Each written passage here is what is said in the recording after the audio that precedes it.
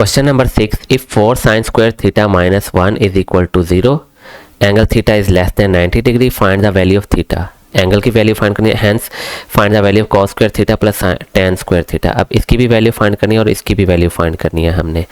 ठीक, अब 4 sine square theta है, -1 है तो उधर जाके +1 हो गया, तो साइन स्क्वायर थीटा 4 से डिवाइड करेंगे तो 1/4 हो गया। अब स्क्वायर ख़त्म करने के लिए हम स्क्वायर रूट ले लेते हैं, तो sine theta is equal to ये क्या हो जाएगा, 1/2 हो जाएगा। ठीक है, साइन थीटा 1/2 कब होता है? अब हमें पता है साइन थीटा 1/2 तब होता है जब उसका एंगल क्या हो, 30 डिग्री का होता है। अगर एंगल 30 डिग्री का, ये तो हमने फाइंड कर लिया। अब बाकी हम कॉस की वैल्यू फाइंड करने थे, तो कॉस थीटा क्या हो जाएगा, क्योंकि थीटा 30 डिग्री है तो कॉस 30 डिग्री ये वैल्यू हो जाएगी क्या, cos 30 क्या होता है, square root of 3 divided by 2। Similarly tan theta find करना, थीटा एक्चुअली क्या है, 30 डिग्री है, तो tan थीटा क्या हो जाएगा, tan 30 क्या होता है, 1/√3। अब ये इन दोनों की वैल्यूज फाइंड कर ली, तो इस एक्सप्रेशन की वैल्यू फाइंड करते हैं हम। तो cos स्क्वायर थीटा है, तो cos थीटा क्या आ गया, √3 डिवाइडेड बाय 2, इसका होल स्क्वायर ले लेंगे, प्लस tan थीटा की वैल्यू क्या आ गई, 1/√3, तो इसका भी होल स्क्वायर आ गया। अब स्क्वायर रूट से कैंसिल आउट हो जाएगा, ये 3 हो गया, नीचे 2 का स्क्वायर क्या होता है, 4 होता है, ये 4 आ गया यहाँ पे, प्लस अब ये 1/3 बन गया। इसका एलसीएम क्या हो जाएगा, एलसीएम हो जाएगा 12, 4 3 ज़ार 12, 3 3 ज़ार 9, प्लस 3 4 ज़ार 12, 4 1 ज़ार 4। ठीक, अब 9 + 4 कितना होता है, ये 13 हो गया, 13 डिवाइडेड बाय 12, या इसको मिक्स्ड फ्रैक्शन में लिखना है तो ये हो जाएगा 1/1 डिवाइडेड बाय 12। तो ये हमारा क्या हो जाएगा, फाइनल आंसर हो गया ये, और ये थीटा फाइंड करना था, ये भी आंसर आ गया। तो ये क्वेश्चन यहाँ पे कंप्लीट हो गया। Question number 7, a kite flying at a height of 75 metre from the level ground is attached to a string inclined at 60 degree to the horizontal. अब एक पतंग उड़ रही है, ठीक है, ये एक पतंग उड़ रही है, ठीक है, ये ग्राउंड लेवल है, इसकी हाइट कितनी बता दी है, इसकी हाइट बता दी है 75।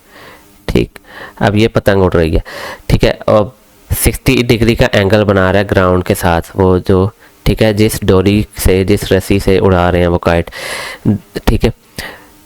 Find the length of the string to the nearest metre. अब इसकी लेंथ फाइंड करनी है स्ट्रिंग की, ठीक है, ये जो स्ट्रिंग है इसकी लेंथ फाइंड करनी है, इसको हम कह देते हैं L कह देते हैं। ठीक, अब कौन सी ट्रिग्नोमेट्रिक रेशो है जिसमें परपेंडिकुलर और ये हाइपोटेन्यूज यूज होता है, ये साइन 60 डिग्री हमें पता है कि ये किसके इक्वल होता है, परपेंडिकुलर, ठीक है, डिवाइडेड बाय हाइपोटेन्यूज। ठीक, ये आ गया L। अब L फाइंड करना है तो L इज इक्वल टू क्या आ जाएगा, 75 डिग्री, या अभी इसको रहने देते हैं, साइन 60 लिखते हैं हम। साइन 60 क्या होता है, √3 डिवाइडेड बाय 2 होता है, और ये हो जाएगा इस साइड पे 75 divided by L। Cross multiply करते हैं तो L √3 इज इक्वल टू ये 150 डिग्री हो गया, ठीक है, 2 जब डिग्री नहीं 150 हो जाएगा, 2 जब 75 से मल्टीप्लाई तो 150 आ गया।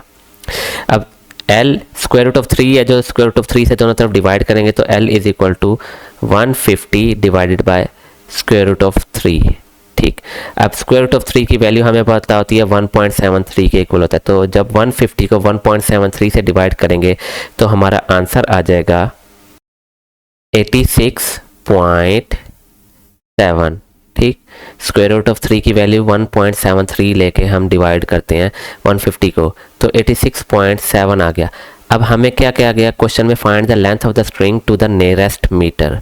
ठीक है, तो इसको राउंड ऑफ कर देते हैं होल नंबर तक, तो ये जब राउंड ऑफ करेंगे तो ये क्या बन जाएगा 87, ठीक है, मीटर, और यही हमारा क्या आ जाएगा, फाइनल आंसर हो गया। ठीक है, टू द नियरेस्ट मीटर हमने राउंड ऑफ कर दी।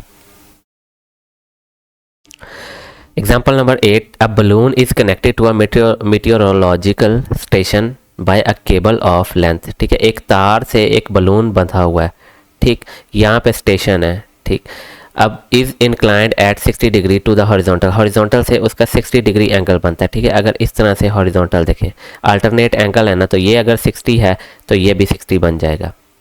Determine the height of the balloon, अब ये हाइट फाइंड करनी है ग्राउंड से। ठीक, there is no slack in the cable, slack मतलब कहीं से भी तार ढीली नहीं है। ठीक है, अगर ढीली नहीं है, तार खींची हुई है, तो ये लेंथ टोटल 200 मीटर होगी। हाइट फाइंड करनी है, ये एंगल दिया हुआ है। अब हम कैसे हाइट फाइंड कर सकते हैं, ट्रिग्नोमेट्रिक रेशियो कौन सी यूज़ कर देगा। अब हम जिसमें परपेंडिकुलर और हाइपोटेन्यूज आता है तो वो है साइन की रेशो, ठीक। साइन जो है तो साइन 60 क्या हो जाएगा, परपेंडिकुलर डिवाइडेड बाय हाइपोटेन्यूज, ठीक, h डिवाइडेड बाय 200।